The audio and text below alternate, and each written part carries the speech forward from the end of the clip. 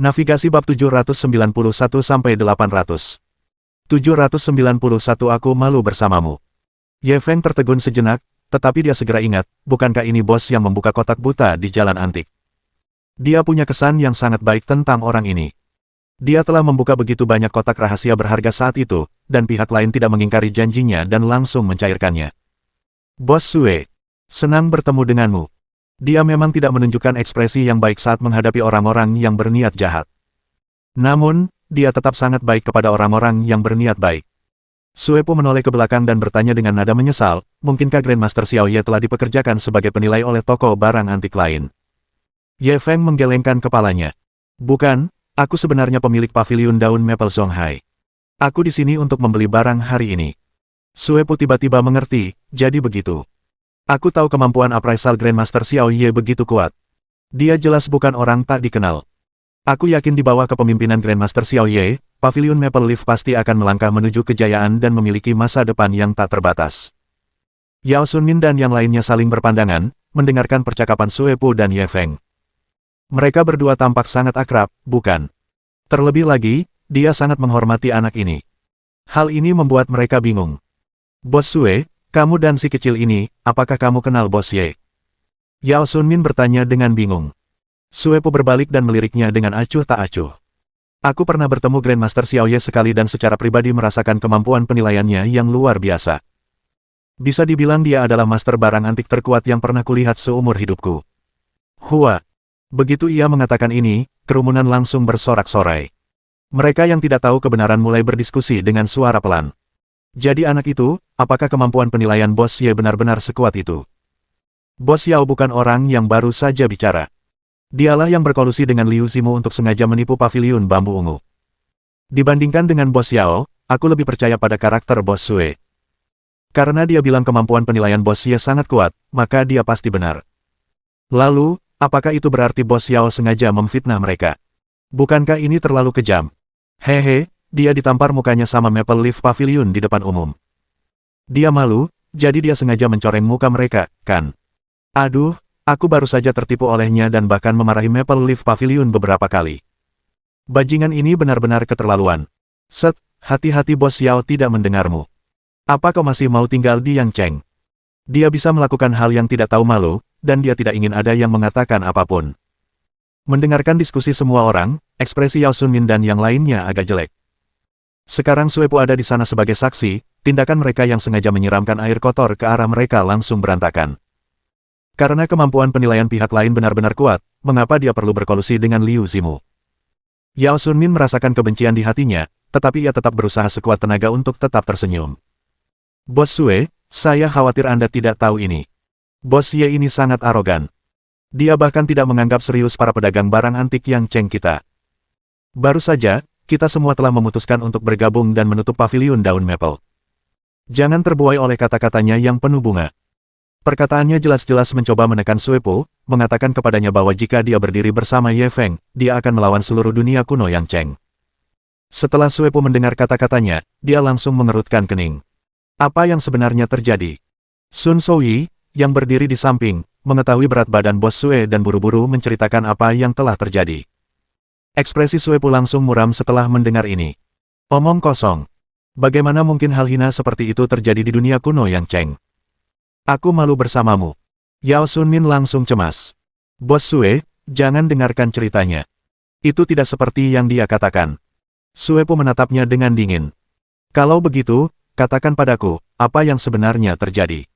Menghadapi tatapan tajamnya, Yao Sunmin tak kuasa membuka mulut. Pokoknya, kami sudah memutuskan untuk melarang mereka. Selama aku masih hidup, paviliun daun maple bisa melupakan rencana memasuki Yangcheng. Para pedagang barang antik sebelumnya juga mengangguk setuju. Ketika Suepo mendengar kata-kata mereka, ia seperti mendengar lelucon. Apa kau benar-benar berpikir kau bisa menghentikan paviliun daun maple hanya dengan kemampuanmu? Wajah Yao Sunmin langsung muram. Apakah Bos Sue benar-benar ingin melawan seluruh dunia kuno yang ceng dengan anak ini? Suepo mendengarnya mencoba menimbulkan perselisihan, tetapi ia tidak tertipu. Jangan gunakan kata-kata untuk mendesakku. Aku, Suepo, merasa tidak punya kemampuan itu. Dengan kekuatan Grandmaster Xiao Ye, dia tidak membutuhkan bantuanku untuk memasuki Yangcheng dengan mudah. Di depan mereka, kalian hanyalah sekelompok ayam dan anjing. Para pedagang barang antik itu disebut ayam dan anjing olehnya, dan ekspresi mereka sedikit jelek. Bos Sue, kami tidak suka apa yang Anda katakan. Bisakah paviliun daun maple benar-benar membunuh jalan mereka menuju Yang Cheng? Mari kita semua bekerja sama untuk memblokir mereka. Saya tidak yakin mereka bisa bertahan di Yang Cheng. Selama Bos Sue tidak membantu kita, kami yakin bisa menjauhkan paviliun daun maple dari Yang Cheng selamanya. Bos Sue, bukankah Anda sedang melebih-lebihkan moral orang lain dan merendahkan gengsi Anda sendiri? Kami, orang Yang Cheng, tidak bisa dianggap remeh. Mari kita bergandengan tangan dan memboikot Maple Leaf Pavilion. Bab 792. Jika ini terjadi di zaman kuno, Anda akan dianugerahi gelar Markis. Suepo menghadapi luapan emosi penonton dan seringai tersungging di wajahnya. Bukannya aku meremehkanmu, tapi meskipun kalian semua bergandengan tangan, kalian tetap bukan tandingan Grandmaster Xiao Ye. Yao Sunmin melirik Ye Feng dan tersenyum sinis. Memangnya kenapa kalau kemampuan appraisalnya kuat? Ada banyak pintu masuk ke toko barang antik.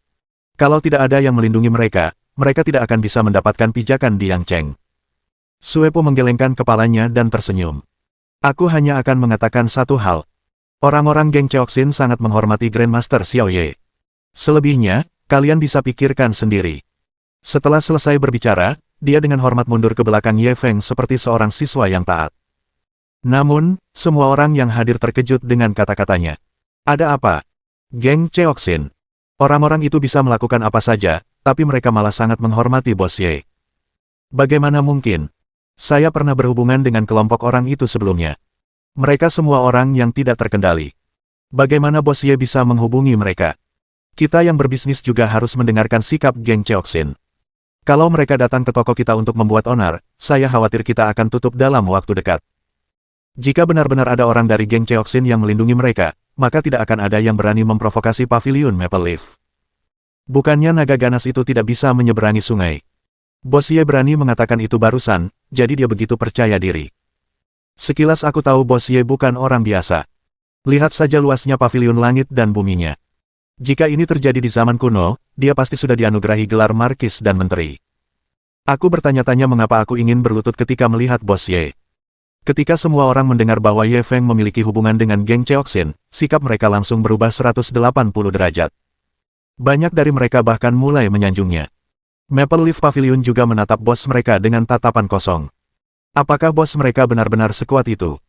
Terutama orang-orang seperti Sun Souyi dan Lin Qianqian yang lebih mengenal Ye Feng, mereka juga dipenuhi rasa tidak percaya. Sudah berapa lama Ye Feng berada di Yang Cheng? Dia sudah punya pengaruh sebesar itu. Apakah dia curang? Adapun orang-orang yang mengikuti Yao Sunmin dan berteriak memboikot Maple Leaf Pavilion, mereka semua bubar dengan sedih. Terus terang, dunia kuno hanyalah lingkaran kecil. Ketika berhadapan dengan penjahat seperti geng Cheoxin, mereka sama sekali tidak bisa melawan. Sekarang, mereka bahkan tidak berbicara tentang memboikot Maple Leaf Pavilion, mereka bahkan khawatir Ye Feng akan mengejar mereka. Yao Sunmin adalah satu-satunya yang tersisa di arena. Dialah yang memimpin serangan ke Pavilion Maple Leaf. Dia sedang bersemangat tadi, tetapi sekarang, dia berada dalam posisi yang sulit untuk mundur. Dia tidak mampu menyinggung geng Cheoxin, tetapi jika dia melarikan diri seperti ini, di mana Pavilion Bambu Ungu akan meletakkan wajah mereka di masa depan. Bukan tidak mungkin paviliun daun maple bisa memasuki Yang Cheng. Asalkan kau bisa mematuhi peraturan dan bergaul baik dengan teman-temanmu, paviliun bambu ungu kami akan tetap sangat menyambutmu. Semua orang yang hadir tahu bahwa dia ingin menyerah, tetapi dia tidak dapat menghilangkan harga dirinya, jadi dia harus mengucapkan beberapa kata yang kedengarannya muluk. Namun Ye Feng tidak menurutinya, ia bertanya dengan dingin, ikuti aturan. Aturan siapa? Apakah ini aturan yang ditetapkan oleh paviliun bambu ungumu? Yao Sunmin buru-buru melambaikan tangannya. Tidak. Itu. Semua orang membuat aturan bersama, mereka membuatnya bersama. Sambil berbicara, ia menyeka keringat dingin di dahinya. Wajahnya pucat pasi karena ketakutan. Ye Feng mencibir, tatapannya perlahan menyapu semua orang yang hadir. Paviliun Maple Leaf kami ada di sini untuk berbisnis. Kami tidak ingin bermusuhan dengan siapapun, juga tidak ingin melanggar aturan siapapun. Tapi kalau ada yang berpikir kami mudah diganggu, silakan coba. Ini kesempatan bagus bagiku untuk membunuh ayam itu demi memperingatkan monyet-monyet itu. Semua orang mengangguk setuju dengan tatapannya. Mereka takut tatapan mereka tidak cukup tulus dan akan disalahpahami oleh pihak lain. Itu akan merepotkan. Setelah berkata demikian, Ye Feng tidak berkata apa-apa lagi dan berjalan keluar. Orang-orang dari Maple Leaf Pavilion langsung mengikuti. Semua orang merasa bangga. Sebelumnya, mereka telah mengalami banyak kesulitan dari para pedagang barang antik di Yangcheng. Pada akhirnya, mereka hanya bisa menelan ludah. Lagi pula, ini bukan wilayah mereka. Namun, sekarang berbeda. Dengan dukungan bos yang mendominasi ini, mereka akan menjadi panutan bagi orang lain di Yangcheng di masa depan. Tidak akan ada yang berani memprovokasi mereka lagi. Dan Maple Leaf Pavilion akan memasuki panggung yang lebih besar. Baik Sun Souyi, Lin Qianqian, Liu Zimu, atau yang lainnya, mereka semua dipenuhi keyakinan untuk masa depan. Papan nama Maple Leaf Pavilion pasti akan bergema di seluruh provinsi Guangdong Selatan dan bahkan seluruh negeri. Ye Feng dan Sue Pu mengobrol cukup lama, dan setelah mengucapkan sepatah kata, jaga diri kalian masing-masing di masa mendatang, mereka pun pergi. Maple Leaf Pavilion telah menyewa gudang kecil di Yangcheng untuk menyimpan barang-barang mereka. Ketika mereka semua bergandengan tangan dan mengirim 3 peti kayu besar ke dalam gudang, Sun Souyi dan yang lainnya tidak sabar untuk membuka peti tersebut dan melihatnya. Akan tetapi, sebelum sang bos mengatakan sesuatu, mereka tentu saja tidak berani bertindak gegabah. Ye Feng secara alami melihat isi pikiran mereka, lalu melambaikan tangannya. Buka dan lihatlah. Semua orang langsung bersorak saat mereka mencari alat untuk membuka peti itu. Lin Qianqian tak sabar untuk maju ke depan. Ia ingin melihat harta karun apa yang telah dihabiskan pria ini dengan 10 juta untuk membeli kotak-kotak buta ini. Saat kotak itu dibuka, semua orang tercengang kecuali Ye Feng. Peti itu penuh dengan berbagai macam benda kuno. Ada patung Buddha perunggu, artefak giok, cangkir keramik, dan mangkuk batu akik. Sungguh koleksi yang memukau. Kotak itu dilapisi jerami tebal, jadi barang-barang di dalamnya tidak rusak akibat berbenturan satu sama lain. Semua orang mulai mengeluarkan barang-barang di dalamnya. Saat ketiga kotak itu dikosongkan, lantai sudah dipenuhi setidaknya beberapa ratus barang. Saya hitung. Totalnya ada 221. Suara Lin Qianqian bergetar saat dia mengungkapkan statistik itu. Panen kali ini jauh melampaui imajinasinya. Dia masih menyalahkan Ye Feng karena mengambil terlalu banyak risiko, tetapi sekarang, dia hanya merasa terkejut dan bersalah. Apa orang ini benar-benar punya penglihatan sinar X? Kalau tidak, bagaimana dia bisa tahu ada begitu banyak harta karun di dalam kotak ini? Saat dia memikirkannya, dia tanpa sadar menutupi dadanya. Semuanya, tolong identifikasi tahun berapa benda-benda ini berasal. Sun Souyi menahan kegembiraan di hatinya dan hendak menginstruksikan semua orang untuk menilainya. Itu semua adalah benda pemakaman dari dinasti Wei Utara. Ye Feng duduk santai di kursi, sambil meminum teh susu yang baru saja dibeli Feng Jianwu. Kamu, bagaimana kamu tahu? Lin Qianqian terkejut sekali lagi. Ye Feng belum pernah memeriksanya sebelumnya, dan dia benar-benar bisa menentukan usia barang antik ini. Ye Feng ingin mengatakan bahwa itu karena dia punya sistem. Tentu saja, hal semacam ini tidak bisa dikatakan, jadi dia harus mengaram omong kosong. Karena ketiga orang itu semuanya dari Provinsi Xishan, dan sepertinya mereka sedang menggali kuburan. Dulunya, Provinsi Xishan adalah ibu kota dinasti Wei Utara, jadi diperkirakan ada banyak makam besar di sana. Bab 793 wanita mana yang bisa menolak pesonanya. Meskipun semua orang merasa alasan Ye Feng agak mengada-ada, dia telah membawa terlalu banyak kejutan bagi semua orang hari ini, jadi semua orang secara tidak sadar memilih untuk mempercayainya. Beberapa penilai mengambil barang antik itu dan memeriksanya. Mereka mengangguk. Benar, barang-barang itu memang dari Wei Utara. Tuan Ye sungguh luar biasa. Ketika mereka menatap Ye Feng lagi, mata mereka dipenuhi kekaguman. Sun Souyi menggosok-gosokkan kedua tangannya dengan gembira. Semuanya, jangan terburu-buru mengaguminya. Mari kita perkirakan harganya bersama dan lihat berapa nilai barang-barang di sini. Semua orang tidak berkata apa-apa lagi dan mulai menilai barang-barang tersebut. Lin Qianqian bertugas menghitung barang-barang tersebut. Karena banyaknya jumlah barang, semua orang menghitung selama hampir 2 jam sebelum mereka mendapat perkiraan kasar. Lin Qianqian melihat hasil akhir dan sangat terkejut hingga dia tidak bisa menutup mulutnya. Sun Souyi buru-buru bertanya, "Wakil manajer Lin, berapa banyak yang kamu hitung?" Yang lain juga menatapnya dengan mata membara, bahkan tidak berani bernapas dengan keras. Lin Qianqian menenangkan diri. Ada total 221 barang di dalam kotak ini. Harga terendah 800.000 yuan, dan harga tertinggi 20 juta yuan. Total nilainya, sedikit di atas 400 juta. Meskipun semua orang tahu angka ini pasti sangat besar, mereka tidak menyangka jumlahnya akan sebesar ini. Mereka tertegun sejenak. Ya ampun, dia belinya lebih dari 10 juta, tapi dia malah dapat untung lebih dari 400 juta. Liu Zimu, yang baru saja bergabung dengan Maple Leaf Pavilion, sedikit terkejut. Kali ini, Ia benar-benar meraup keuntungan lebih dari 40 kali lipat. Ini adalah panen paling mengejutkan yang pernah ia saksikan. Melihat Ye Feng lagi, dia benar-benar terkejut. Tak perlu dikatakan, yang lain begitu terkejut hingga mereka tidak bisa menutup mulut. Ya ampun, bosnya memang luar biasa.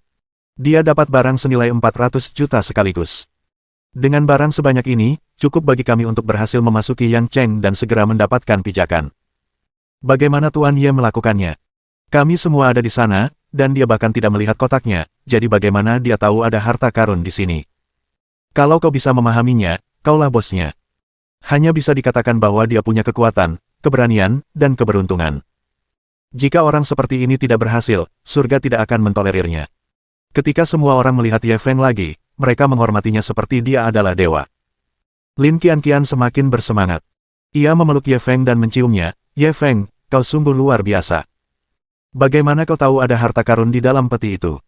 Saat dia berbicara dengan penuh semangat, dia tiba-tiba menyadari bahwa suasana di sekelilingnya agak aneh. Ketika dia berbalik, dia melihat semua orang menatapnya dengan senyuman aneh. Dia segera menyadari bahwa dia sepertinya telah menciumnya. Wajah cantiknya memerah dengan kecepatan yang terlihat oleh mata telanjang, hingga hampir meneteskan air. Aku akan keluar dan melihat-lihat. Ia menutupi wajahnya dan berlari keluar dengan tergesa-gesa. Ia terus berteriak dalam hati. Sudah berakhir, sudah berakhir. Aku benar-benar tak akan sanggup bertemu siapapun lagi di masa depan. Petik 1. Semua orang kemudian menatap Ye Feng dengan aneh, naluri mereka mengatakan bahwa ada cerita di antara keduanya. Ye Feng terbatuk canggung, apa yang kau lihat? Wakil manajer Lin terlalu bersemangat dan tak bisa mengendalikan emosinya. Semua ini karena hubungan antar rekan kerja. Ketika semua orang mendengar penjelasannya yang dipaksakan, mereka semua mengejek. Hanya hantu yang akan percaya padamu. Karena perasaan antar rekan kerja, kenapa dia tidak mencium mereka saja, tapi menciumnya? Namun, mereka tidak merasa aneh. Wanita mana yang bisa menolak pesona Ye Feng? Belum lagi wanita, bahkan pria pun tak sanggup bertahan lebih lama lagi. Seorang pria muda, tampan, kaya, dan mesum dengan karisma seperti itu dapat membuat wanita gay menjadi heteroseksual dan pria heteroseksual menjadi homoseksual. Ye Feng melihat tatapan aneh orang-orang tua ini, dia merasa jika dia terus tinggal di sini, dia mungkin dalam bahaya. Itu. Pak Tuasun, jual barang-barang ini secepatnya. Kamu bisa pasang harga yang sedikit lebih rendah. Setelah terjual, transfer uangnya ke rekeningku. Aku sangat butuh uang akhir-akhir ini. Setelah memberikan instruksinya, dia bergegas pergi bersama Feng Jianwu. Ketika mereka berdua berjalan keluar dari gudang, mereka melihat Lin Qianqian sedang memberi makan dua kucing liar dari jauh. Dia jelas melihat mereka berdua keluar, tapi dia masih pura-pura tidak melihat mereka. Dia mungkin terlalu malu untuk melihatnya sebentar. Ye Feng menggelengkan kepala dan tersenyum. Ia tidak menyapanya dan bersiap untuk pergi. Pada saat ini, Feng Jianwu tiba-tiba berkata kepadanya, Tuan, Anda bisa kembali dulu. Saya ingin membawa Suster Lin berkeliling Yang Cheng. Ye Feng menatapnya dengan heran. Kamu tidak kenal Yang Cheng, jangan sampai tersesat. Feng Jianwu tersenyum manis. Jangan khawatir, aku tidak akan. Ye Feng melihat tekadnya. Ia tidak mengatakan apa-apa lagi dan pergi sendirian. Lin Qianqian menghela napas lega saat melihat mobil Ye Feng pergi. Tadi, dia sudah melakukan hal seperti itu di depan semua orang. Sekarang setelah dipikir-pikir lagi, dia masih merasa malu. Ia bertanya-tanya apakah pria itu akan menganggapnya remeh. Bagaimana jika pria itu membencinya karena hal ini? Saat ia sedang memikirkan untung ruginya, sebuah suara tiba-tiba terdengar dari belakangnya, Saudari Lin, bisakah kita bicara baik-baik? Lin Qianqian berbalik dan melihat Feng Jianwu berdiri di belakangnya dengan senyum menawan di wajahnya. Bab 794 Jianwu adalah jaket katun kecil milik guru. Setelah Ye Feng kembali ke hotel, dia menghitung hasil beberapa hari terakhir. Selama kurun waktu ini, ia telah memecahkan kesenjangan 1,5 miliar dengan cara mengoleksi barang antik, berspekulasi di bidang tanah, memanen daun bawang kasino, dan menambah barang antik yang diperolehnya saat ini. Mampu memperoleh uang sebanyak itu dalam seminggu saja sudah cukup membuat banyak orang tercengang. Namun, ia masih belum puas dengan kecepatan ini. Masih ada lebih dari 6 miliar yang tersisa untuk mencapai target 11 miliar. Perjalanan masih panjang. Dia masih perlu memikirkan dari mana mendapatkan uang selanjutnya. Dia menghabiskan sepanjang sore di kamarnya, memikirkan berbagai cara untuk menghasilkan uang, tetapi pada akhirnya, dia menolak semuanya. Entah siklusnya terlalu panjang, atau risikonya terlalu tinggi. Pada akhirnya, hanya ada satu jalan tersisa, yaitu festival judi batu yang disebutkan Su Jingxin. Meskipun dia tidak tahu persis situasi festival judi batu ini, selama itu tentang perjudian, pemindaiannya yang mendalam bisa berguna. Faktanya, itu tidak berbeda dengan curang. Tepat saat dia membiarkan imajinasinya menjadi liar, langit sudah menjadi gelap. Karena merasa sedikit lapar, ia pun mengetuk pintu Feng Jianwu terlebih dahulu. Namun, tidak ada jawaban dari dalam. Ia menduga Feng Jianwu belum kembali. Dia tidak tahu kemana kedua wanita itu pergi, tetapi dengan Feng Jianwu, seorang ninja yang kuat, tidak perlu khawatir tentang keselamatan mereka. Dia turun ke bawah untuk makan, lalu kembali untuk mandi dan bersiap tidur. Tepat saat dia linglung, teleponnya tiba-tiba berdering. Dia mengambilnya dan melihat bahwa itu dari Feng Jianwu. Hanya ada 4 kata pendek, datanglah ke kamarku. Rasa kantuk Grandmaster Xiao Ye langsung hilang. Saat ia memikirkan sifat liar Feng Jianwu di ranjang, darahnya mulai mengalir deras. Dia tidak mau repot-repot mengenakan pakaiannya, jadi dia melilitkan handuk di tubuhnya dan keluar. Ia membuka pintu sedikit dan menjulurkan kepalanya. Setelah melihat tidak ada orang di luar, ia segera menyelinap ke kamar Feng Jianwu. Pintunya tidak terkunci, bahkan ada yang retak. Hal ini membuatnya semakin puas. Gadis kecil ini menjadi semakin bijaksana. Ia bahkan tahu cara membiarkan pintu terbuka untuk tuannya. Ketika ia memasuki ruangan, ia mendapati ruangan itu gelap gulita. Melalui cahaya bulan yang menyinari ruangan, ia samar-samar dapat melihat seorang wanita berbaring di tempat tidur. Dia merobek handuknya, melemparkannya ke tanah, dan melompat ke atasnya. Namun tak lama kemudian, seluruh tubuhnya tidak lagi sehat. Itu tidak terasa benar. Feng Jianwu memiliki tubuh yang agak gemuk, jadi dia merasa sedikit lebih bulat. Namun, perasaan yang datang dari tangannya agak kurus. Dalam kepanikannya, dia buru-buru menyalakan lampu tidur. Yang terbayang di matanya adalah wajah yang sedikit berdarah campuran. Wajahnya memerah, seolah-olah sedang mabuk. Lin Qianqian. Dia tak kuasa menahan diri untuk menggigil. Apa yang terjadi? Pasti ada masalah di suatu tempat. Tepat saat dia sedang linglung, dia tiba-tiba mendengar suara tawa dari samping. Dia berbalik dan melihat Feng Jianwu bersembunyi di sisi lain tempat tidur dan tertawa diam-diam. Ye Feng langsung marah. Jadi, kau, gadis kecil, yang berada di balik semua ini. Kau, apa yang kau coba lakukan? Feng Jianwu bangkit dari tanah dan menatapnya polos dengan mata besarnya yang berkaca-kaca. Tuan, apakah Anda tidak suka kejutan yang disiapkan Jianwu untuk Anda? Ye Feng begitu cemas hingga kehilangan fokus. Omong kosong macam apa ini? Ini mengejutkan, kan? Apa yang kau lakukan padanya? Sambil berbicara, ia tak bisa menahan diri untuk melirik Lin Qianqian. Feng Jianwu mungkin telah menanggalkan pakaiannya. Saat ini, sungguh menawan. Feng Jianwu sedang mengunyah permen lollipop. Dia baik-baik saja. Aku baru saja memberinya obat bius. Dia akan baik-baik saja saat bangun besok. Ye Feng sangat marah hingga hampir mengumpat. Kau, kenapa kau memberinya obat bius? Aku tahu Tuan sepertinya agak menyukainya. Jianwu adalah jaket katun kecil milik Tuan. Karena kamu menyukainya, kenapa Jianwu tidak membelikannya untukmu? Ye Feng hampir pingsan karena marah. Kapan aku bilang aku menyukainya? Sekalipun aku menyukainya, kau tidak bisa menggunakan cara seperti itu. Kau tahu apa namanya? Apa namanya ini? Feng Jianwu menatapnya dengan acuh tak acuh. Ye Feng menepuk dahinya, apapun yang terjadi, apa yang kamu lakukan itu salah. Kalaupun kamu mau, kamu harus minta izin dulu sama orangnya. Kamu nggak boleh pakai cara-cara seperti itu, paham? Feng Jianwu tampak tidak mengerti. Apa bedanya? Karena guru menyukainya, dan dia menyukai guru, bukankah sama saja apapun metode yang kamu gunakan? Ye Feng merasa seperti sedang memainkan kecapi untuk seekor sapi. Jianwu, kamu tidak harus melakukan apapun hanya karena kamu menyukai seseorang. Yang terpenting adalah mampu menahan keinginan di hatimu, mengerti? Feng Jianwu mengangguk sambil berpikir. Aku mengerti sekarang. Ini seperti membunuh seseorang. Kau jelas ingin membunuh mereka, tetapi kau harus menahan niat membunuhmu dan menunggu kesempatan yang tepat untuk membunuh mereka dalam satu serangan. Bukankah begitu, Tuan? Ye Feng menggosok pelipisnya. Kurang lebih begitu. Lagi pula, kau tidak boleh melakukan hal seperti ini lagi di masa depan. Kalaupun kau ingin melakukannya, kau harus meminta izinku dulu, mengerti? Feng Jianwu mengangguk dan berkata, Tuan, silakan kembali. Saya akan membantunya mengenakan pakaiannya. Ye Feng sebenarnya ingin tinggal lebih lama. Meski tak bisa bermain-main, setidaknya ia bisa mengamatinya dari jauh.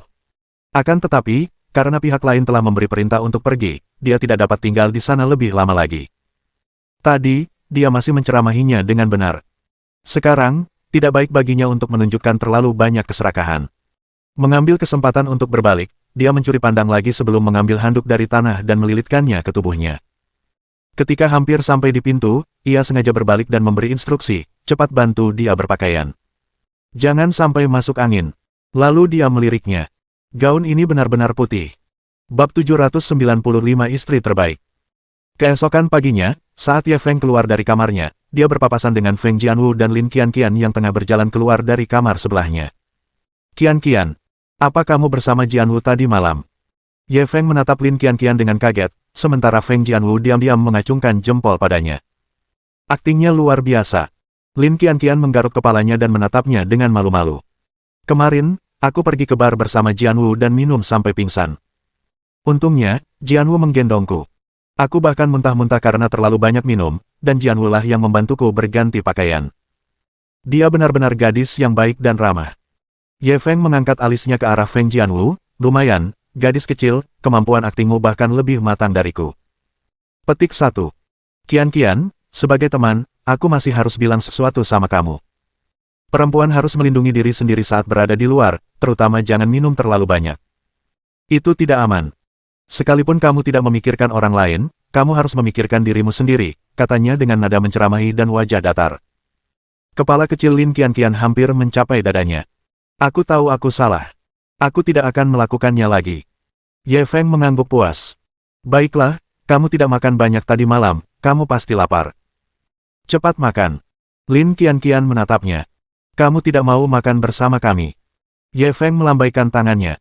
Aku masih ada urusan, jadi aku pergi dulu. Setelah selesai makan, cepat kembali dan temui Pak Tua Sun dan yang lainnya.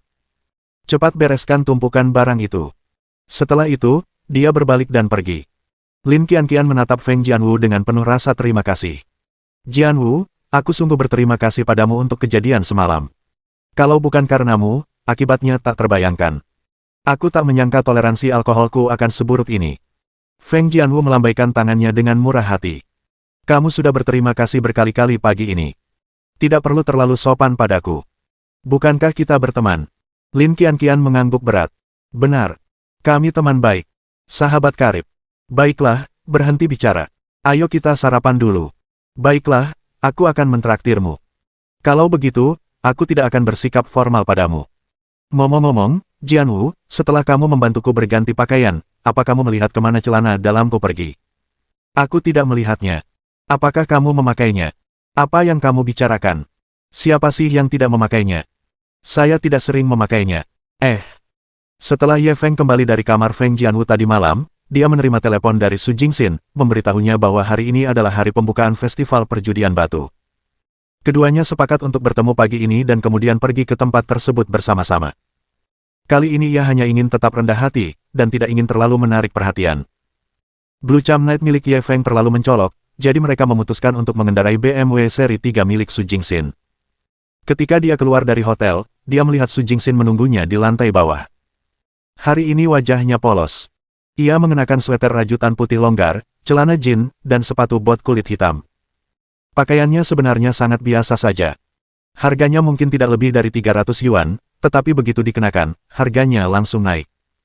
Su Jingxin biasanya mengenakan pakaian konservatif dan jarang mengenakan tali spaghetti atau celana pendek seperti Zhuang Xiaojiao dan Lu Xiaoya. Namun, bentuk tubuhnya sama sekali tidak kalah dengan mereka.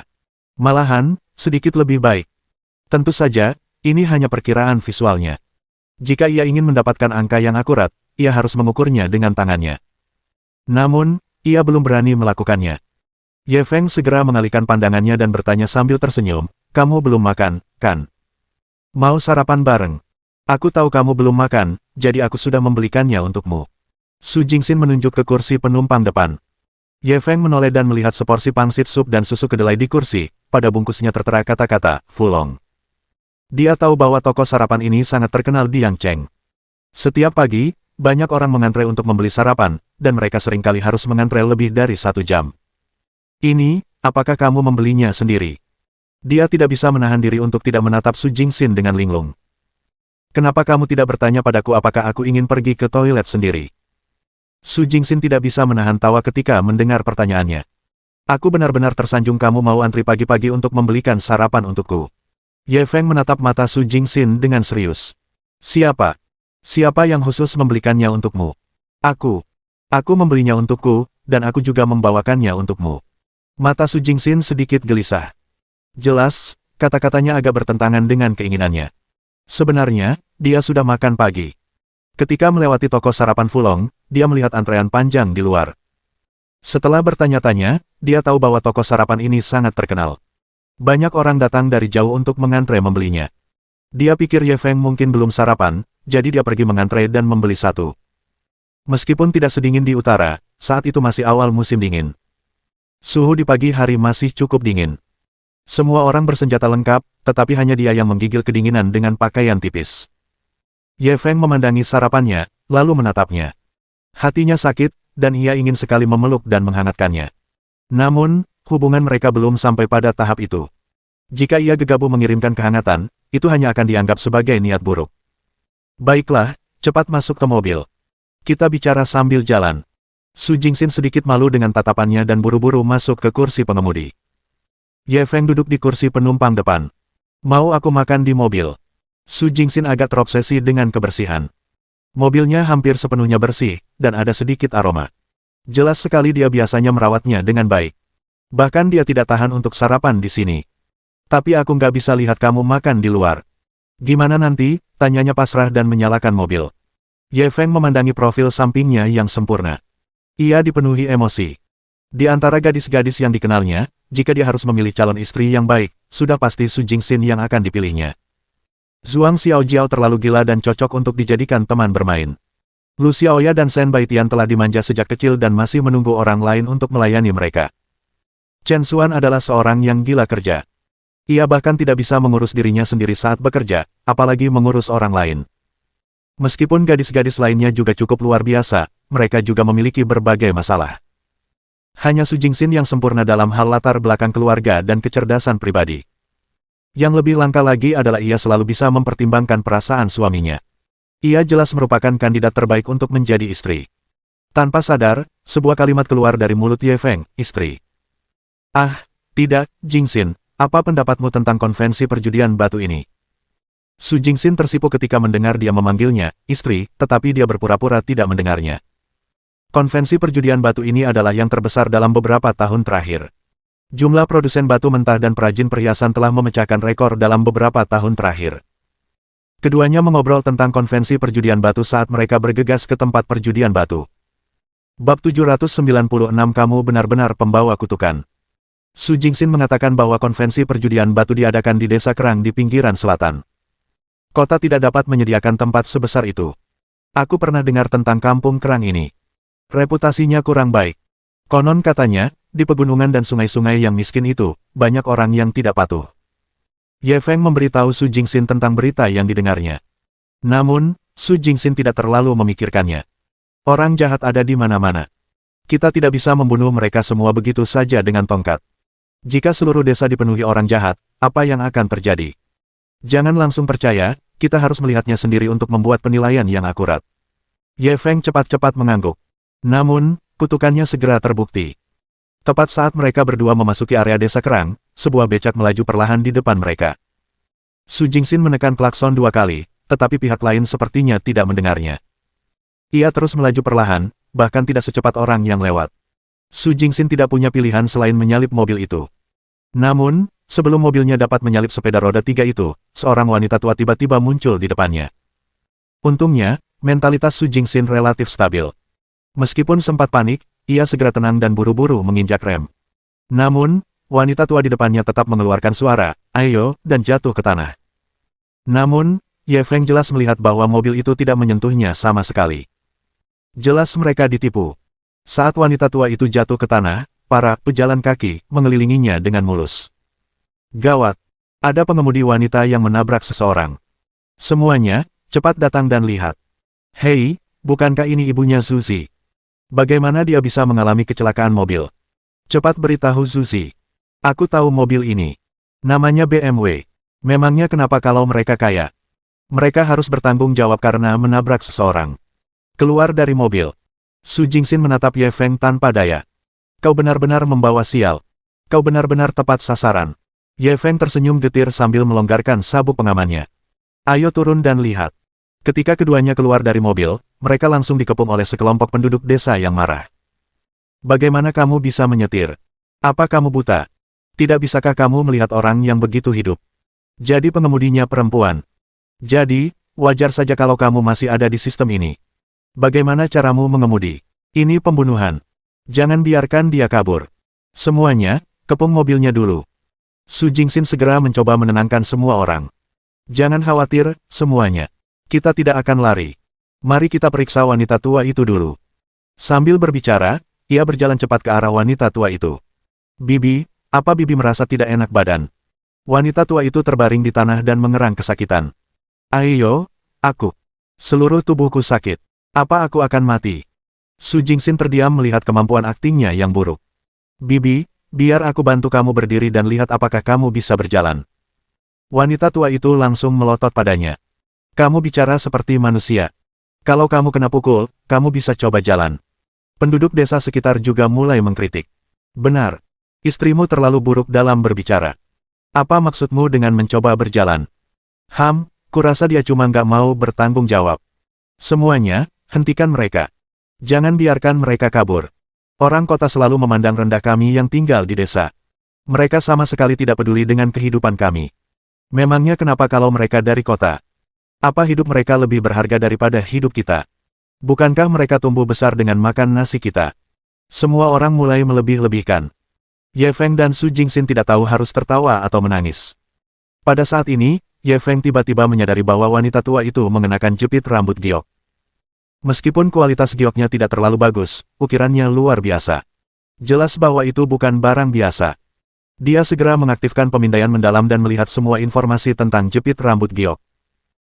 Jepit rambut giok bergambar naga yang diukir dari batu giok. Jepitan ini diidentifikasi sebagai barang istimewa dari istana dinasti Qing. Itu adalah barang kesayangan janda permaisuri Cixi. Setelah beliau wafat, jepitan ini dikubur bersama peti matinya. Kemudian, jepitan ini dicuri oleh Sun Dianying. Nilai sistem, 300 juta. Meskipun Ye Feng sudah siap secara mental, dia masih terkejut dengan informasi ini. Apakah itu jepit rambut yang pernah dikenakan permaisuri Cixi sebelumnya? Meskipun ia tidak menyukai permaisuri Cixi, ia menyukai barang-barang yang digunakannya. Lagi pula, semuanya adalah uang. Ia menahan kegembiraannya dan tidak segera bertindak. Ia menunggu dan melihat apa yang akan terjadi. Pada saat ini, seorang pria kekar tiba-tiba mendorong kerumunan dan masuk. Bu, ada apa? Pemeran utama pria sedang online. Ketika wanita tua itu melihat pria itu datang, ia langsung menangis. Zuzi, ibumu tertabrak mobil. Dia mungkin akan segera meninggal. Kamu tidak akan punya ibu lagi di masa depan. Pria itu meremas-remas cukup lama, tetapi tak mampu mengeluarkan setetes air mata pun. Namun, ia masih berkata dengan nada terisak, Bu, kalau ibu mati, aku akan membuat mereka membayar dengan nyawa mereka. Setelah berkata demikian, dia berdiri dan menatap Ye Feng dan kedua orang lainnya. Pria ini diperkirakan tingginya hampir 1,9 meter, lebih tinggi satu kepala dari mereka berdua. Saat itu, ia sedang melotot ke arah mereka berdua, yang cukup mengintimidasi. Apakah kalian yang memukul ibuku? Katakan padaku, bagaimana kita harus menyelesaikan masalah ini? Sambil berbicara, pria itu mengepalkan tinjunya begitu erat hingga terdengar suara retakan. Ancamannya jelas terlihat. Su Jingxin acuh tak acuh terhadap ancamannya. Ia hanya mengeluarkan ponselnya dari saku. Biar ku katakan dulu. Aku tidak menabraknya. Aku punya perekam di mobilku untuk membuktikannya.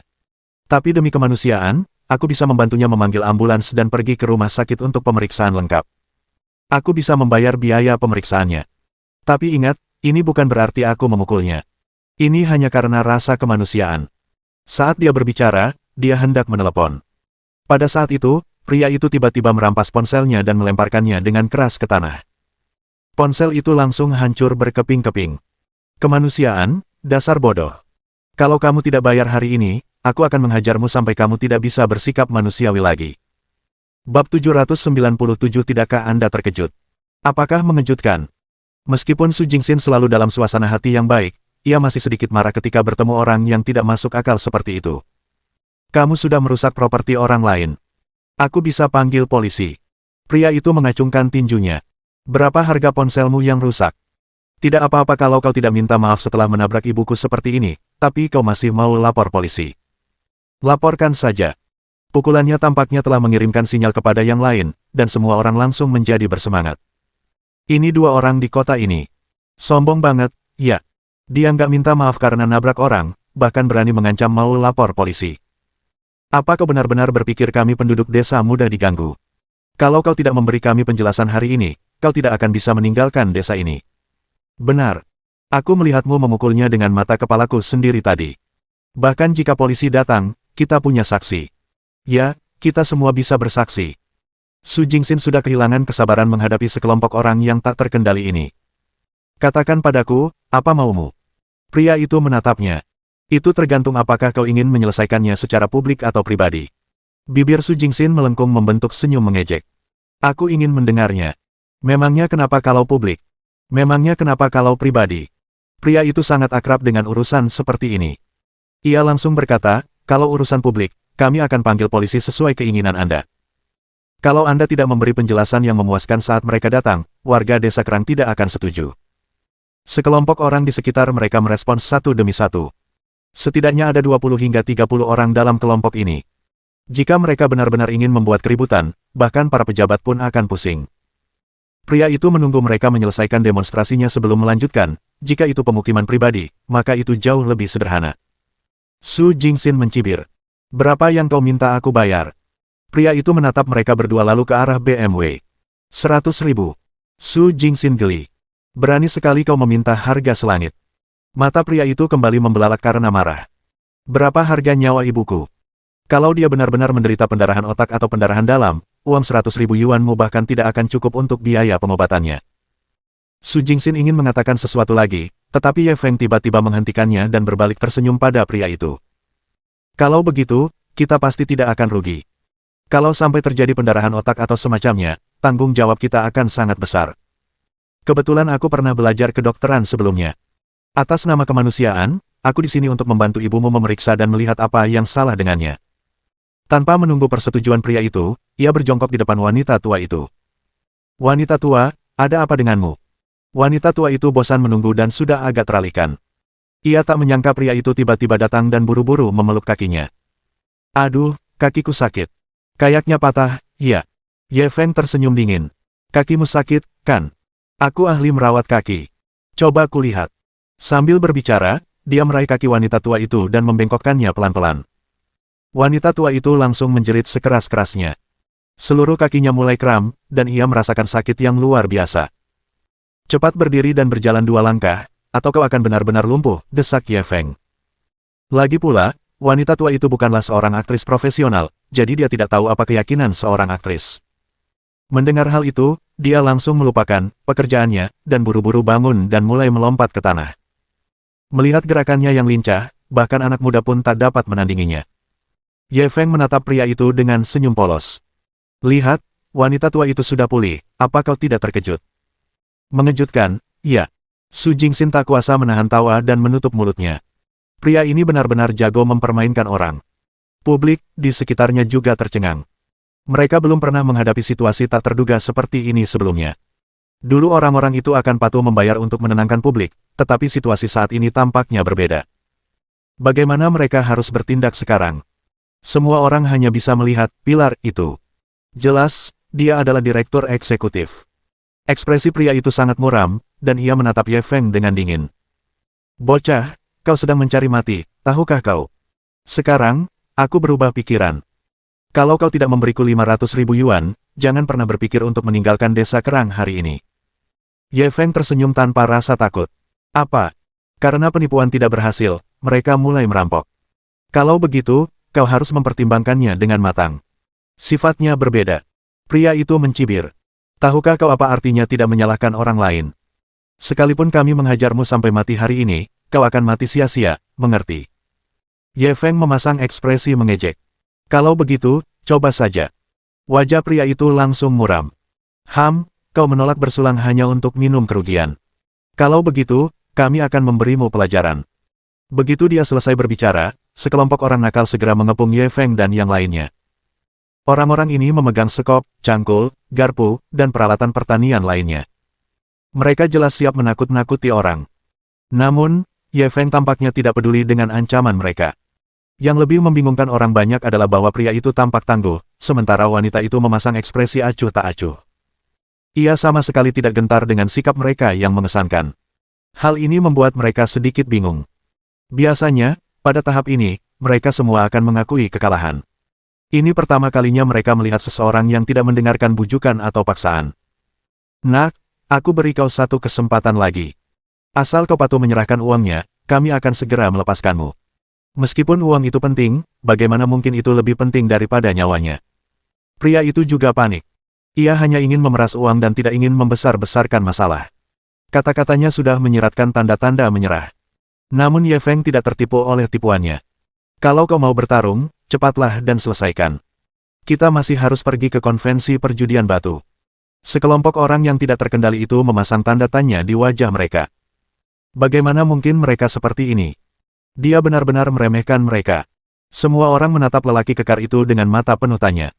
Anak baik, kamu yang minta. Pukul dia. Lelaki itu menggertakkan giginya dan hendak melambaikan tangannya untuk memberi isyarat kepada semua orang agar menyerang. Pada saat ini, tangan kanan Ye Feng tiba-tiba terulur seperti hantu, merebut sekop dari tangan seorang penjahat. Karena kita akan bertarung, kita harus punya senjata yang bagus. Sekop ini lumayan, tapi agak panjang. Dia tampak bergumam pada dirinya sendiri saat dia tiba-tiba mengerahkan kekuatan di tangannya. Kaca. Gagang sekop yang sebesar pergelangan tangan itu patah menjadi dua.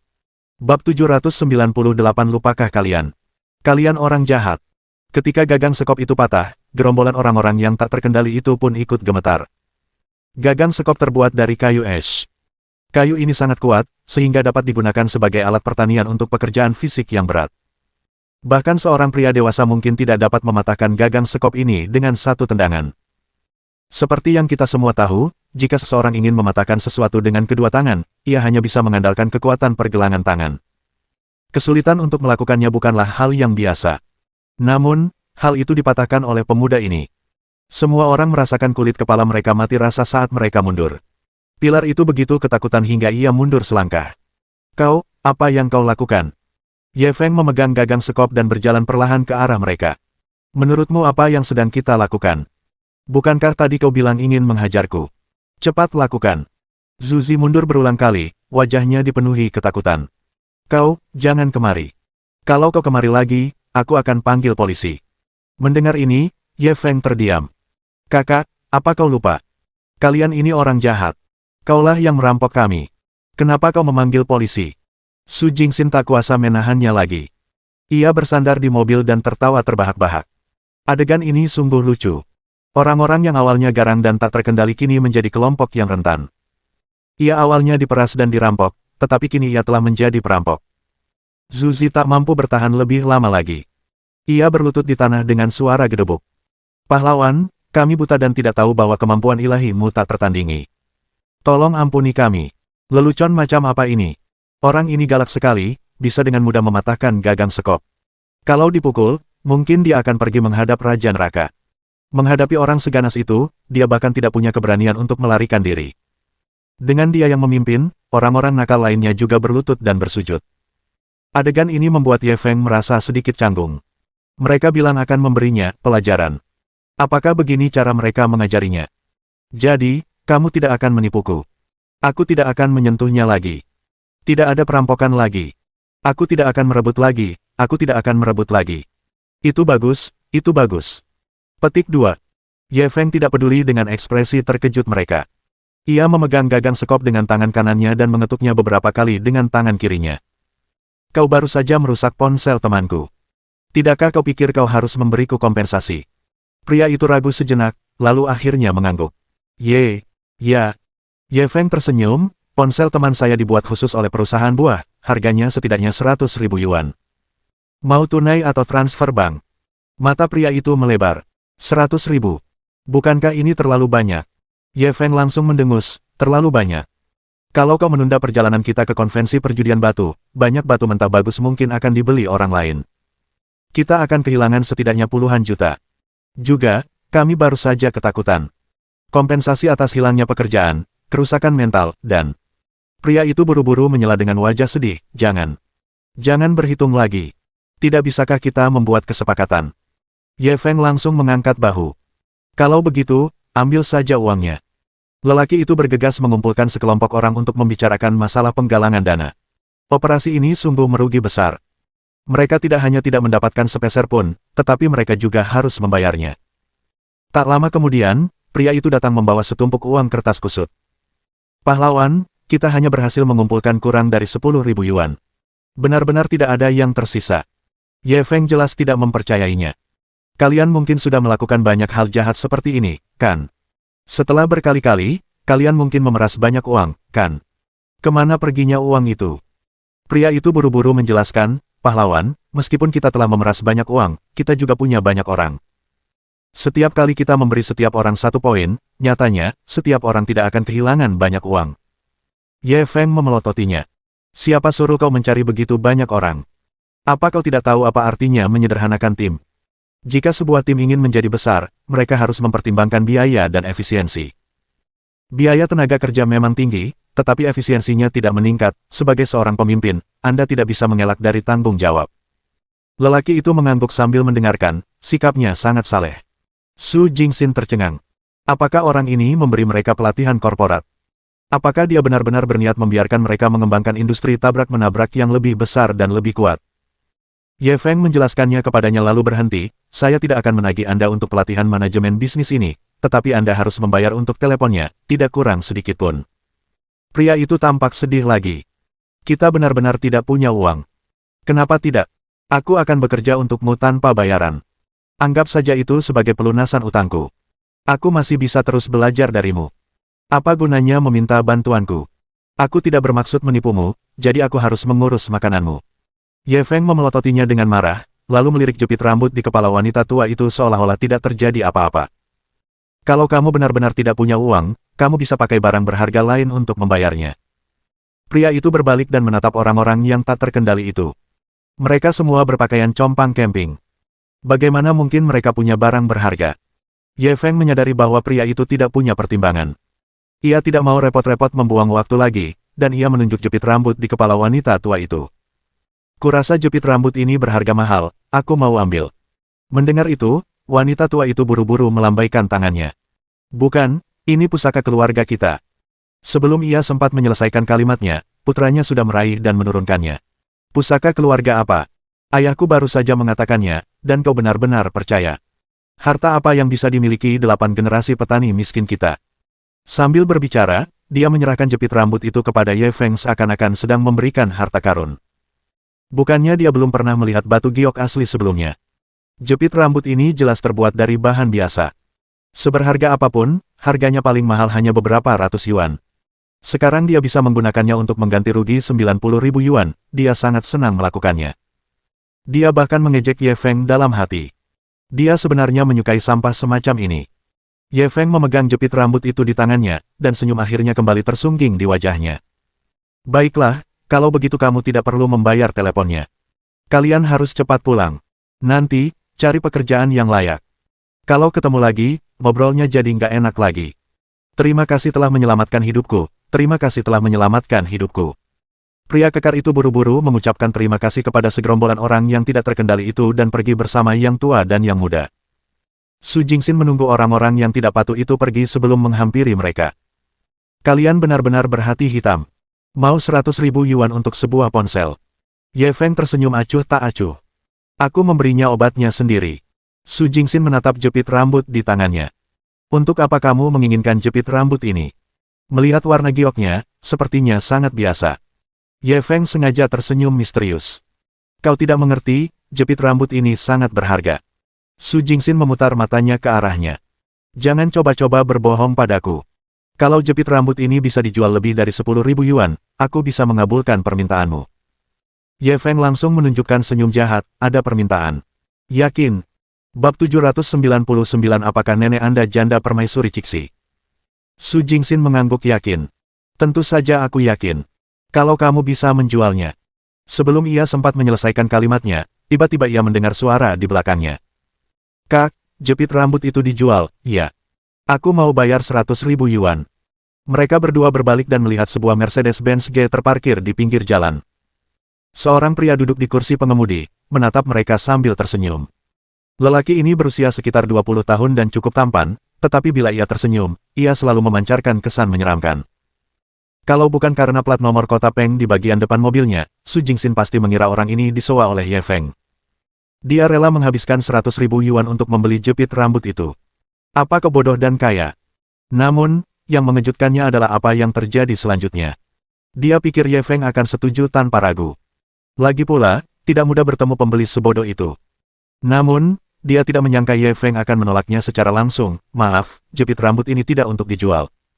Su Jingxin menatapnya kosong. Ia tidak tahu apa yang dipikirkannya. Harganya sudah 100.000 yuan, dan ia masih belum menjualnya. Pria itu tampak tidak terkejut dengan penolakannya. Ia hanya menyeringai.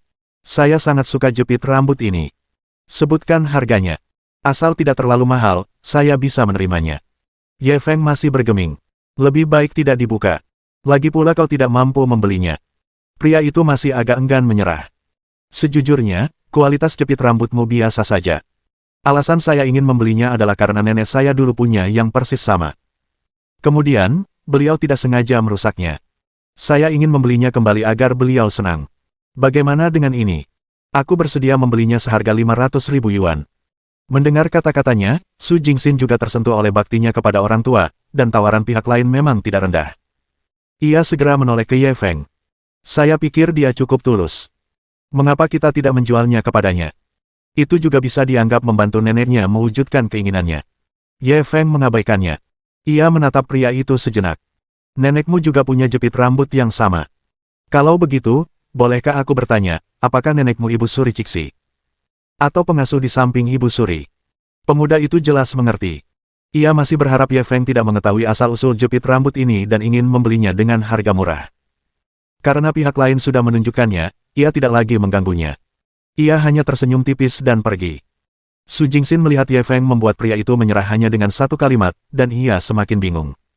Ini, apa yang terjadi? Kenapa dia pergi setelah mendengar kata-katamu? Ye Feng tidak menjawab pertanyaannya. Malah, ia menggodanya, kamu bilang, asal jepit rambut ini bisa dijual lebih dari 10.000 yuan, kamu akan menyetujui semua permintaanku. Wajah Su Jingxin memerah dan ia langsung berusaha menyangkalnya. Aku bilang aku menjualnya, tapi kau tidak menjualnya. Ye Feng mendengus pelan. Aku tahu kau akan menarik kembali kata-katamu. Kau ingin tahu kenapa aku tidak menjualnya? Su Jingxin mengangguk cepat. Ia sangat penasaran.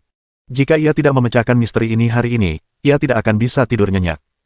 Ye Feng tidak langsung menjawabnya. Ia mengambil foto jepit rambut itu dan mengirimkannya kepada Chen Qiusan. Kurang dari 1 menit kemudian, pihak lain mengirim pesan suara yang panjang. Sialan, Saudara Ye, kau hebat sekali, iya. Kalau tidak salah, ini jepit rambut yang paling disukai Ibu Suri, kan? Di mana kau mendapatkannya? Bagaimana bisa kau selalu mendapatkan harta langka seperti itu? Jepit rambut ini pasti dilelang di balai lelang kita. Aku jamin pasti akan dilelang dengan harga yang bagus. Ia terus mengoceh dalam satu tarikan napas, tetapi Su Jingxin masih mengerti. Jepit rambut ini benar-benar dipakai oleh janda permaisuri Cixi. Kalau begitu, nilainya akan sulit diperkirakan. Tak heran saat orang itu mendengar Ye Feng menyebut, janda permaisuri Cixi, dia pergi dengan sedih. Orang itu sungguh hina. Kupikir dia benar-benar ingin berbakti kepada neneknya. Aku tidak menyangka dia begitu tidak tahu malu. Dia sangat marah hingga wajahnya memucat. Dia bahkan berbaik hati membujuk Ye Feng untuk menjualnya seharga 500.000. Untungnya, Ye Feng tidak mendengarkannya. Kalau tidak, dia akan menderita kerugian besar. Meskipun dia tidak tahu nilai pasti dari jepit rambut ini, yang pasti harganya bukan hanya 500.000 yuan. Untuk sesaat, dia merasa malu. Ye Feng kemudian mengirim pesan suara ke Chen Qiusan, Saudara Chen, tolong bantu saya memperkirakan harganya, lihat berapa harga jepit rambut ini bisa dijual. Chen Qiusan segera menjawab, jepit rambut ini memiliki nilai sejarah yang sangat tinggi. Ini jelas bisa dianggap sebagai harta karun. Jika saya harus mematok harganya, pasti lebih dari 30 juta. Ketika Su Jingxin mendengar ini, dia tertegun lagi. Meskipun dia tahu bahwa ini adalah jepit rambut yang dipakai oleh janda permaisuri Cixi dan tahu bahwa nilainya tidak rendah, dia tidak menyangka harganya akan sebegitu tingginya. Ye Feng, maafkan aku. Aku sebenarnya tertipu oleh kata-kata manis orang itu tadi. Aku bahkan menyarankanmu untuk menjual jepit rambut itu kepadanya. Kau tidak akan menyalahkanku, kan? Nona muda Su biasanya terlihat cerdas. Sekarang setelah dia tiba-tiba mengakui kesalahannya, Ye Feng tak kuasa menahan tawa. Mari kita bicarakan tentang janji yang baru saja kamu buat. Bab 800 Bukankah aku anak ajaib yang paling berbakat? Pada akhirnya, Su Jingxin tetap setuju untuk menepati janjinya, tetapi Ye Feng belum memikirkan apa yang dia inginkan darinya, jadi dia hanya bisa membiarkan Su Jingxin memenuhi apa yang menjadi haknya. Mereka berdua melanjutkan perjalanan dan segera tiba di tempat berlangsungnya konvensi perjudian batu. Tempatnya sangat besar, setidaknya seukuran 3 lapangan sepak bola. Di dalam sudah penuh sesak. Banyak mobil berbagai merek terparkir di luar. Ada van seharga puluhan ribu yuan dan mobil mewah seharga jutaan. Mereka semua mungkin datang ke sini untuk berjudi. Penampilan mereka tentu saja menarik perhatian banyak orang. Tentu saja, tatapan mata itu terutama tertuju pada Nona Su. Meskipun hari ini ia tidak memakai riasan, kecantikannya tetaplah kecantikan. Bahkan tanpa riasan pun, ia tetap bisa menjadi pusat perhatian. Untungnya, seseorang segera menarik perhatian semua orang di kerumunan. Tidak diketahui siapa yang pertama kali berseru, Guru Li Junior ada di sini. Begitu suara itu terdengar, semua orang di dekatnya bergegas menuju pintu. Ye Feng dan Su Jingxin saling memandang dan tersenyum sebelum memasuki tempat tersebut. Sambil berjalan, Su Jingxin memperkenalkannya. Tempat konvensi perjudian batu ini pada dasarnya dibagi menjadi 3 bagian. Yaitu bagian perjudian penuh, bagian perjudian setengah, dan bagian kelas premium. Ye Feng mengangguk sambil melihat sekeliling. Singkatnya, bagian perjudian penuh bagaikan batu mentah utuh. Apakah bisa dipertaruhkan atau tidak sepenuhnya bergantung pada keberuntungan seseorang. Tentu saja ada pula yang mengatakan bahwa dari cangkangnya, warnanya, retakannya, dan detail lainnya, terlihat air yang ada di dalamnya. Ia skeptis dengan pernyataan ini. Banyak orang yang mengaku ahli dan telah berjudi batu hampir sepanjang hidup mereka telah kehilangan seluruh kekayaan mereka. Jika karakteristik ini benar-benar berguna, ini bukanlah suatu pertaruhan. Sedangkan untuk bagian setengah perjudian, bagian tersebut dipenuhi batu-batu mentah dengan jendela-jendela terbuka. Beberapa material di dalamnya sudah terekspos, sehingga risikonya sedikit lebih rendah. Oleh karena itu, harga bahan-bahan di bagian setengah perjudian akan lebih tinggi. Namun, ada juga risiko di area perjudian. Seringkali, hanya ada lapisan material yang mengapung di dalamnya, dan semuanya menjadi tidak berguna setelah dipotong. Sedangkan untuk bagian kelas premium, semuanya adalah material yang dinilai sangat meningkat oleh sekelompok ahli. Material-material tersebut sangat mahal dan perlu dilelang. Kamera Tie, apakah kamu yakin bisa menang hari ini? Su Jingxin menatap Ye Feng. Ekspresi nakal yang langka muncul di wajahnya. Ketua, tunggu saja dan lihat. Ye Feng segera memberinya hormat militer. Kepala apa? Su Jingxin langsung memutar matanya. Entah kenapa, tapi aku suka sekali dikendalikan olehmu. Tidakkah menurutmu aku agak pelit? Ye Feng tersenyum licik. Ya, kupikir begitu. Wajah cantik Su Jingxin sedikit memerah, lalu dia cepat-cepat berbalik dan pergi. Apa yang dia katakan tadi terlalu mudah dibayangkan orang. Apa maksudnya dengan, suka dikendalikan olehmu? Apakah ini sebuah petunjuk? Saat itu, mereka mendengar keributan di pintu, lalu melihat sekelompok besar orang mengawal seorang pemuda masuk ke tempat tersebut. Adegan ini seperti adegan di Water Margins, di mana Wusong diperlakukan seperti pahlawan setelah melawan harimau di Jingyang Ridge. Ketika Ye Feng dan Su Jingxin melihat pemuda itu, mereka langsung saling memandang. Pemuda itu sebenarnya adalah orang yang meminta jepit rambut kepada Ye Feng di pintu masuk desa. Sungguh takdir kita bisa bertemu di sini. Senyum nakal langsung muncul di wajah Ye Feng. Menurutku, jalan sempit itu untuk musuh, kan? Su Jingxin tak kuasa menahan godaan. Alasan dia berkata demikian adalah karena pemuda itu sudah melihat mereka berdua, tetapi tatapannya jelas tidak bersahabat. Ye Feng tidak mempermasalahkannya. Ia menarik seorang pria yang tidak mau masuk. Bro, apa yang dilakukan orang ini? Sepertinya dia cukup populer di kalangan semua orang. Pria itu meliriknya. Kau bahkan tidak mengenalnya, tapi berani datang ke konvensi perjudian batu. Ye Feng terhibur dengan kata-katanya. Kenapa dia terdengar seperti Masu? Kalau aku tidak menghormatinya, aku tidak bisa melaut. Pria itu langsung mengangguk. Begitulah. Namanya Li Rui, anak ajaib paling berbakat di dunia barang antik beberapa tahun terakhir. Ye Feng tanpa sadar menyentuh hidungnya. Bukankah aku anak ajaib yang paling berbakat? Su Jingxin tak kuasa menahan tawa dan menutup mulutnya. Pria ini benar-benar narsis. Pria itu melotot padanya. Bisakah kau bandingkan dirimu dengannya? Meskipun dia muda, dia sudah terkenal di toko barang antik. Banyak ahli barang antik yang mengaku kalah darinya. Sebelum pria itu bisa menyelesaikan sanjungannya, beberapa penggemar berat Li Rui menghampirinya untuk mempromosikannya. Tuan Li Junior tidak hanya ada di toko barang antik. Dia juga memiliki pemahaman yang mendalam tentang batu permata mentah. Benar sekali. Aku masih tidak bisa melupakan konvensi perjudian batu tahun lalu. Master Li Junior memotong sepotong giok kekaisaran kualitas terbaik dari tumpukan batu mentah dan dibeli oleh seorang penjual perhiasan dengan harga selangit, 120 juta. Benar sekali. Tuan Li Junior juga mengandalkan pertempuran ini untuk menjadi dewa di lingkaran perjudian batu. Membayangkannya saja sudah membuat darahku mendidih. Namun, Tuan Li Junior sama sekali tidak peduli dengan uang sebanyak itu.